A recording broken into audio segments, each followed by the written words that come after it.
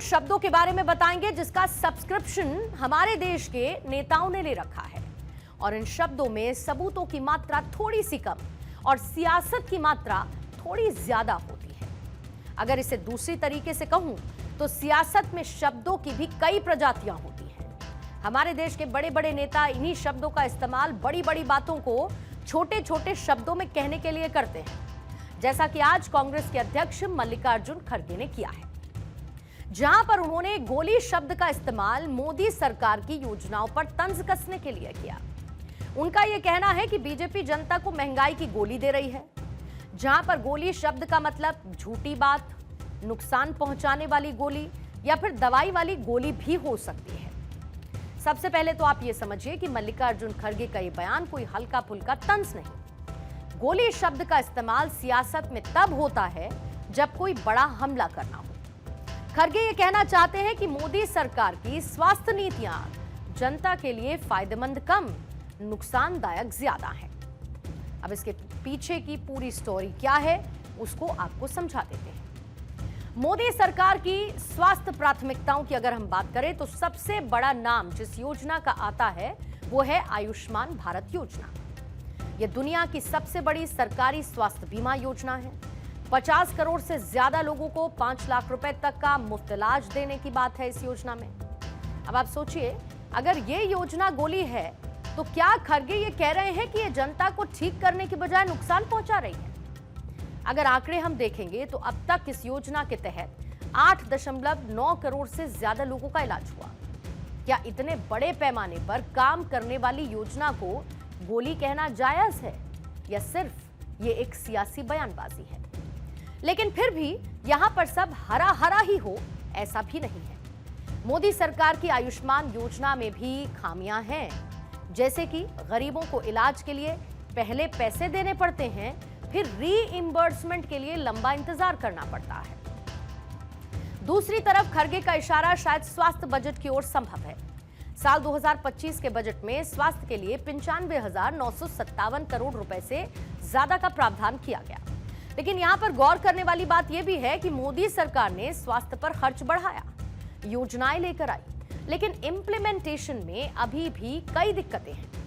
मिसाल के लिए आयुष्मान भारत का बजट जो कि 2024-25 में 7500 करोड़ रुपए रखा गया, लेकिन पिछले साल इसका पूरा इस्तेमाल भी नहीं हुआ, यानी कि जो बजट का पैसा था वो खर्चा ही नहीं हुआ। लेकिन एक सच तो ये भी है कि कांग्रेस के राज में स्वास्थ्य बजट जीडीपी का 1% से भी कम रहा, जो कि अब 2% के करीब है। वर्ल्ड हेल्थ ऑर्गेनाइजेशन के जो स्टैंडर्ड्स हैं उसके हिसाब से भारत में प्रति 1000 लोगों पर सिर्फ 0.9 डॉक्टर हैं, जबकि चाहिए कितने? 1.5। यानी कि स्वास्थ्य ढांचे में अभी बहुत काम बाकी है और खड़गे शायद इसी को गोली कहते हैं। वादे बड़े लेकिन जमीनी हकीकत कमजोर। ग्रामीण इलाकों में अस्पतालों की कमी, डॉक्टर्स की भारी किल्लत, शॉर्टेज, करीब 65% पद खाली हैं और ये एक बड़ा नेग्लिजेंस है, समस्या है।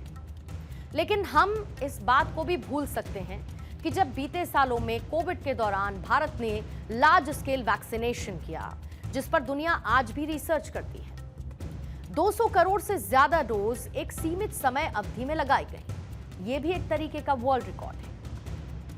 लेकिन फिर भी विपक्ष का कहना है कि ग्रामीण इलाकों में यानी कि रूरल एरियाज में अस्पतालों की हालत खस्ता है, डॉक्टर्स की कमी है, दवाइयां महंगी हैं। तो क्या ये गोली उस कमी की तरफ इशारा करती है जो सिस्टम में अभी बाकी है? और क्या खड़गे का गोली वाला तंज सही है? अब हमारे विश्लेषण के हिसाब से हां भी और ना भी। हां, क्योंकि स्वास्थ्य सेवाओं में अभी बहुत सुधार की गुंजाइश है, और ना इसीलिए क्योंकि पिछले 10 साल में जो भी प्रोग्रेस हुई है उसे नजरअंदाज नहीं किया जा सकता है। अब आप इसे ऐसे भी समझ सकते हैं कि सियासत में बयान 2 तरीके के होते हैं, एक जो सच को सामने लाते हैं और दूसरे जो सिर्फ सियासी शोर करने के लिए कहे जाते हैं। और आज अगर मल्लिकार्जुन खड़गे के पास ठोस सबूत होते कि मोदी सरकार की स्वास्थ्य नीतियां जनता के लिए नुकसानदायक हैं, तो वो आंकड़ों के साथ सामने आते।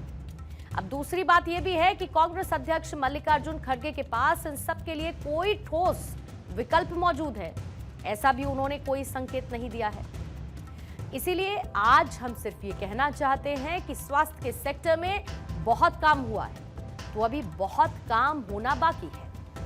ऐसे में एक जिम्मेदार विपक्ष होने के नाते कांग्रेस को यह चाहिए कि वो सॉल्यूशन के साथ सामने आए, बेहतर सुझावों के साथ सामने आए, वरना ये सब महज सियासी बयानबाजी तक ही सीमित रह जाएगी।